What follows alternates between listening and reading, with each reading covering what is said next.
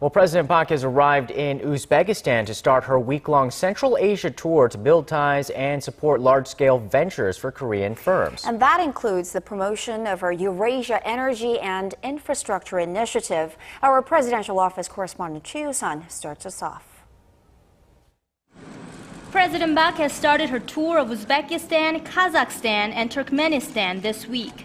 In Tashkent, the Korean president and her Uzbek counterpart will seek ways to bolster their strategic partnership. There are currently some $8 billion worth of joint projects underway, such as a gas field development and chemical complex construction, and Seoul hopes to go beyond into areas of renewable energy and textiles.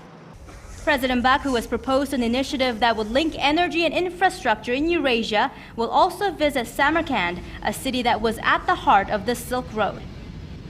In Astana, the Korean leader and her Kazakh counterpart will discuss current projects worth roughly $10 million, including construction of a thermal plant and petrochemical complex.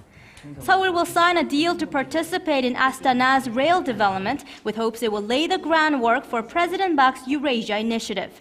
There will be talks on the North Korea nuclear issue, since Kazakhstan achieved significant growth after voluntarily giving up its nuclear arms.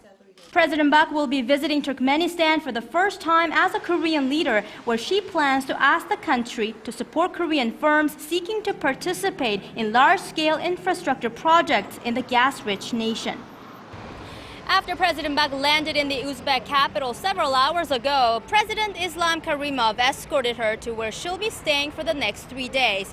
Before the two leaders summit on Tuesday, President Bak will also meet with Koreans as well as ethnic Koreans residing here to pledge her support for active cultural exchanges with the region.